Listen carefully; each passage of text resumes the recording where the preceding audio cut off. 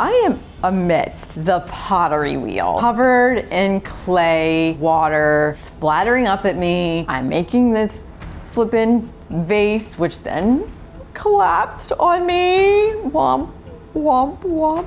And meanwhile, my phone is over here and the agent is texting me and my buyer is texting me. Come to find out, the offers were well over $100,000 over the listing price cash. Welcome to the Fitze Is Right, where I tell you real stories about real estate deals and all the things buyers, sellers, and even agents should know about before it's too late. So I have these buyers and they had reached out to me. They were a referral from someone else and they reached out to me and they wanted to see this house in Bel Air that was going on the market at some point. I went to go schedule the showing and there are no showings via the showing time. So, which is the app that we all use to schedule showings. And I had to call the agent directly. So I called the agent and he said that I'm confirmed for the showing. Great. They're only allowing showings from 11 to 3 on the day that it goes on the market. And the seller will be there. Okay, great. And there's no photos of the house online, just an outside photo. $425,000 house. The day before, I'm texting my buyer and I'm like, hey, I'm like stalking the listing for pictures. And she's like, so am I, and there's nothing. So I texted the agent. I was like, hey, are you gonna post pictures today? Like, what is the deal? And he's like, no photos at all. I'm like, okay. So then immediately I was like, there's no photos for a reason. Like, it's gonna be like really crappy inside or like, you know, whatever. We get to the house and of course it's a flippin' party out there because there's cars everywhere. And I'm like, why are there so many cars? There's no photos, like there's like, so we go in and the little old lady, the owner, is sitting out in her car with her, I guess, her daughter and granddaughter. And everybody is like in and out, the realtor's there. The house was fantastic. It was fantastic. Like, it wasn't like updated, but it was this huge rancher on almost 3 acres in Bel Air. And I mean, it had the flooring that my buyer loved was like, it looked like medieval time flooring, but it was there when they bought the house 50 years ago. And it was like perfect.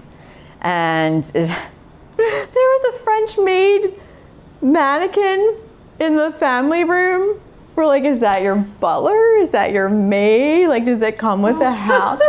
Anyway, all these people are through the house. I see a bunch of other realtors that I know. Come to find out there were 40 showings.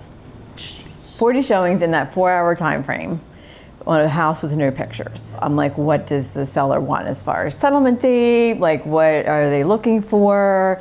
And we finally go up, we were outside talking to the listing agent, and we finally go upstairs and the seller's in the house, back in the house now, and she's in her wheelchair and she doesn't have, and her legs were amputated. Super sweet lady. I don't know why, but I wasn't gonna ask, but she was so nice. So we were just like talking, trying to build rapport with her so that when she got our offer, like she would know who we were. We left, we walked outside, and then my buyer's husband was like, I'm gonna go out and look for like the stakes in the yard to see where I can find where the lot lines are. And he's gone for a little bit and he comes back, he's like, I found $5 out in the yard. So he's like, but I'm all covered in mud. So his wife went and took the $5 into the house. And he's like, hey, we found this $5 outside, right? So we go to put the offer in and we do an escalation clause, but we do it up like $5. Like, I wanted. What's that mean, escalation clause? An escalation clause is when you offer a certain price, but then if someone beats you out on that price point, you will go up in certain incremental values, capped at another price. So we capped it. We went up like $50,000 in the escalation clause. Basically saying, I want this house. I want this house, but we did the cap. What the cap amount was, blah blah blah, 05. Like, we wanted her to know that we were the $5 people, because you can't write love letters anymore, right? So, so we did the offer, we submitted it, and there were only 5 offers, which was very surprising to me. Because 40 people 40 people in 4 hours and only 5 offers. So fast forward, all offers were due by 2 p.m. on Sunday. And I have a pottery class that morning. I'm like 11 to 1-ish. So I am amidst the pottery wheel, covered in clay, water, splattering up at me. I'm making this flippin' vase, which then collapsed on me. Womp, womp, womp. And meanwhile, my phone is over here and the agent is texting me and my buyer is texting me about how they want to change the offer and take the escalation clause out. And can we just up it to this? And so then I'm like, who, your buyer my doesn't want to do it? buyer's like, take the escalation clause out, just put it up to the full amount, like the offer price. Because they want it that bad. They want it. So I'm texting the agent, like I'm trying to clean off the clay and I'm texting the agent, but I'm trying to pay attention to the instructor because I don't want to be rude. And they're like, he's like 5 offers, you know, I'm like, well, I can't get to my computer. I'm like, you know, here's what we're doing. And he's like, okay. And I said, do you have cash offers? And he's like, yes. And so then I went back to my buyer, I'm like, they have cash offers. Do you want to make any changes? And I'm like, literally like putting my phone down, doing my thing, and then back and forth. I'm like, fuck. So does the cash offers typically win out? Like what is that cash exactly? Really is king because you don't have the appraisal, you don't have the financing. It's just, you know, they can just write you a check for the house. For the whole amount? For the whole amount. So are these like investors or just people that have the money? People have cash. Like cash is flying around here. And I wish these people would adopt me because I don't know where they're getting it. So come to find out, the offers were well over $100,000 over the listing price cash. So she had no shot. So we had no shot at all. So I'm like literally covered in clay and I'm texting her frowny faces and I'm like really sorry and I'm like, unless you want to pay $200,000 more. I'm like, why? So what made that house so special? I don't know. Like it was a nice house. It was very well maintained. Long-time owners. I love when people buy houses from people that have been there forever because they, like old people, because they take care of it. But I guess they just priced it so low to get that bidding war. And then like everyone's like, why is it priced so low? There's no photos. Let's just go look at it. I mean, it was a rancher on 3 acres in Bel Air. So they kind of had a smart selling strategy there. I know, but I'm like, that was like, That's it sucks sad. for people that like were capped out at a certain point and are trying. So it brought us back to like 2021, 22 again, where we're like giving up the farm. I did put cupcakes in the offer. It didn't work. It didn't work this time. It has worked in the past. I wish you could take it back. Like, never mind. Now you Never mind, now you're not getting any cupcakes. Yeah. But so if someone has a cash offer, like, let's say a house is $400,000 and someone wants to pay, I don't know, $375 in cash, but someone else is a not cash offer and they'll pay more, like $450. Would a seller most likely take the higher offer or take the cash one? Like, how much it role does depends play? on the other contingencies. Like if the higher offer, even though they're financing, if they're putting like more than 20% down, or they're putting half down, or they're like waiving inspections, or they're waiving the results of the appraisal, they can still get an appraisal, but it's not contingent on the value. I mean, that's a big, $375 to $450 is a big amount of money. Yeah. So just having the cash isn't going to win it out in that point. Yeah. So. Interesting. Yeah. Okay. So there's 40 people at this house and no pictures. Why do you think there was no pictures? I think he wanted to get people curious and out there. He priced it low, and and the photo that he had was horrible. Yeah. I mean, it was like probably taken from like Google Earth or whatever. Like it wasn't even a good photo. And I think it just was the curiosity. So as a realtor, how do you think that clearly worked out for them. Like, how do you decide to do those type of things? If it was already a genuinely good house, he could have just... I mean, I guess it really depends on the seller situation. Like, she was probably in her 70s, 80s, and based on my research, because I try to research all things, her husband died at 95, and so she's been living there by herself this whole time, and she's moving out of state and with family. So it's really just dependent on their situation. Like if this was like a normal person who lived there for 10 years and they were just like moving up to a new house, like they wouldn't have priced it that way. Yeah. Like they're just trying to get her the most out of that they can and make it as easy for her as possible. Yeah. Get people to see it at one time. Yeah. Put in your offers by a certain time. Because she's not going to keep leaving the house for showings. Yeah. So, yeah, she sat in her car for like 4 hours. Interesting. So when you do something like that, where I guess people come all at a certain, like from 10 to 4 or whatever. It's like a big open house. Yeah. What is that like a way to kind of control you do the offers in a way? Like why would you do it that way versus just having, the house It creates more competition. Yeah. Because you're seeing how many people are really there. Yeah. And then the people that are staying there longer and talking. And then, it just really builds it up because they're going to get better offers. Like, oh my gosh, we get 40 people come through here in this amount of time. There's obviously a lot of interest. There's obviously a lot of buyers in the area that want something in this price range and area. So they're just kind of building up that competition. It's like when you have overlapping showings on like a regular house and you're in a house and then somebody else coming to look at it, you're like, crap. Yeah. And you're like, oh God, that smells like mold. Oh, like you try to do whatever you can to but it just, he was working for a seller and that's what she wanted. So now we're moving on to segment 2, which is the fight's verdict. So for everyone watching who's about to enter a bidding war by a house, what do they need to know? Give me the details. They need to put their best foot forward. They need to realize that whatever they're putting through in an offer, if they don't get it, based on that, then they are okay with it. But I also don't want them to give up the farm. I don't want them waiving appraisals. I don't want them waiving inspections because inspections are very important. I've seen people waive contingency on their financing. Like, what if your loan isn't, Yeah. I want people to not go in with their emotions and be like, I want the house. Because I do that. I want them to be financially savvy and make smart decisions in the offer and realize if they didn't get it, then it wasn't the house for them. And I know people hate when I say that, like it wasn't meant to be, but it's true. And I hate when people say that to me, but it's the truth. It's the truth. When you do the escalation clause, when can it help you versus hurt you? Like what are both sides to that?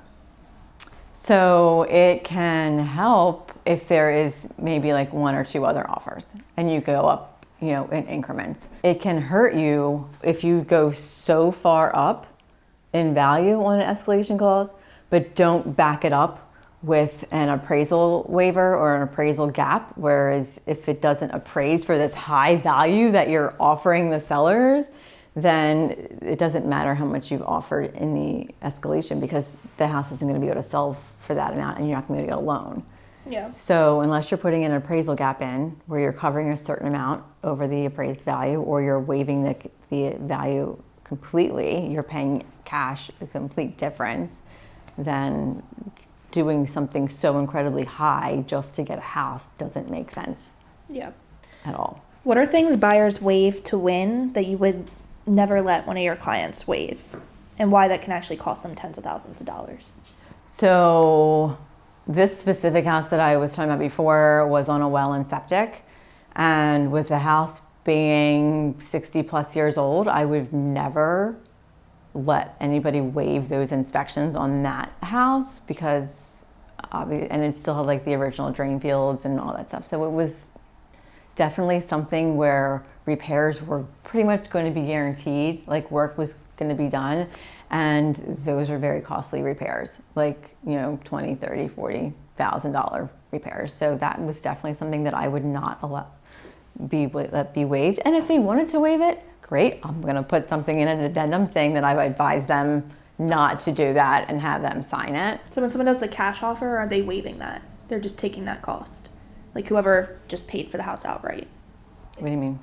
Like they don't do any of those inspections if you do the cash No, offer? they can do inspections. Okay, so they could also get money to help with that or whatever. Yeah, but there's certain things in an offer that you can change on the inspection addendum. So you have the right to ask for repairs, you have the right to negotiate or ask for a credit for repairs, or you have the right to terminate just based on the inspection. So some people will take out like the right to negotiate or the right to ask for a credit, or they'll say, we won't ask for any repairs unless one single repair is above $2,000, so that the sellers know that they're not going to give them a laundry list and be nitpick over, you know, a lock that's broken or a door that won't close kind of thing. Right. Yeah. At the end of the day, to wrap up that situation, how do you personally as a realtor handle multiple offer situations differently? Like, what's your strategy with different clients, you know?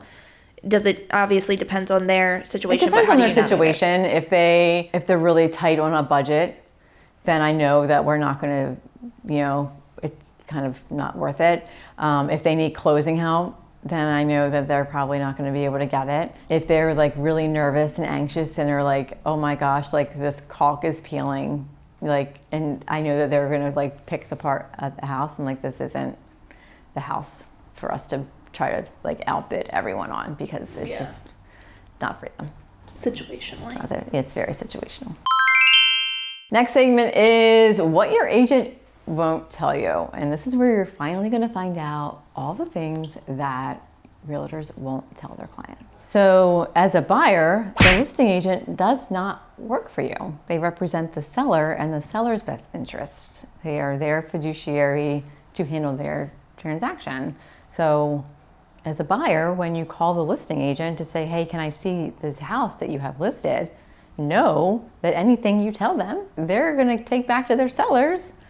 And if you want to put an offer in, you've already, you know, let out your poker hand, and it's totally going to work against you. Listing agents can't really shop different offers. There are times where agents will get offers in and then be like, oh, we're going to wait another 24 hours to see if we can get more offers. And then they wait, you know, let's wait a little bit longer. And so they try to get the best offer, and I feel like they wait for things, and that's very frustrating. But as far as like looking at different offers, and you know, I'm the queen of the spreadsheet, so I put it all in a spreadsheet, but some people are just like not that way. Yeah. And to wrap this up, we're going to talk about dual agency and the fact that there is a legal version and an illegal version in Maryland.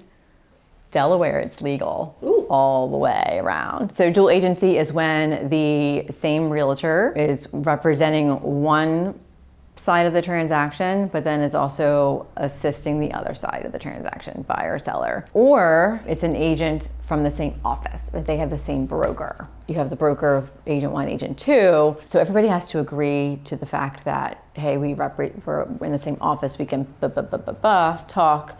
Or if the buyer or seller wants, or it's usually the buyer wants the listing agent to help them, then they have to sign off on the fact that they know that they represent the seller. And then they have no help during the entire transaction, because the listing agent can't help the buyer at all. Like, you want to have an inspection? Okay, call an inspector.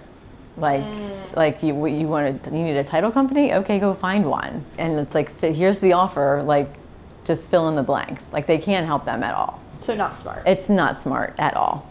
You don't get like a leg up. No, and there's no discount in commissions either when there's not two agents. So a lot of people think that way, and that is not the truth. The one agent just takes both sides. Every episode, we are introducing a new segment called Rapid Fire, and this is your chance to get your questions answered from me, and you can actually ask questions online for me to answer in a future episode. They can be as crazy as they want. I'm a complete open book, so ask away. All right, Jen, today we have 4 questions submitted. Okay. So I'm going to ask you, and you just rapid fire the answer that comes to your head. Okay. First question. Someone said, your buyer wants to waive the home inspection to win out on a house. What do you tell them? Okay, but sign a thing saying I advise against it. Next question. True or false? The highest offer always wins. False. Why? Because it depends on the contingencies. If they're having a lower offer, might not have any, Yep. Next question, number 3. What's the most offers you've ever seen on one house? The most offers I had on one house was 27. Dang. Was your buyer one of the offers? I had the listing. Oh, then that's great. So we need to know that story. And the last final question, someone said, if you could ban one thing from the home buying process, what would it be? Could be anything. If I could ban one thing from the home, Zillow. Why? Because they just are horrible. And you go in there and you hit contact agent and you don't get the agent, and then there's estimates and Zillow. Bye-bye, Zillow. Bye-bye, Zillow. Rest in peace, Zillow. Rip. Yeah. That's Rip great. Zillow. What's the truth about love letters to sellers? Like, are they even legal? They're not legal anymore. We're not allowed to submit them to sellers. I actually just had a listing go under contract, and I got 2 love letters. I did not submit them to the seller because I'm not allowed. I did read them, but it goes against all of the fair housing violations, because people were saying, oh, like, because they'll go through your house and be like, oh, look, they have twins. Oh, look, she's a nurse, or oh, and then they'll like put that in to like their love letter, like, hey, I'm a nurse too, like, hey, can we like figure this out, or I have twins, or, you know, whatever. I've had people, the kids draw me things, like, and actually give them to me, the gifts and whatever, and it just totally goes against like all of the, because you have one offer with this, you know, and one offer with this, and they take this, and these people are like, what, you know what I mean? Yeah, but cupcakes are allowed. That's a bribe. Bribes are not allowed, but I did win a house because the seller was the assistant or the principal at a school.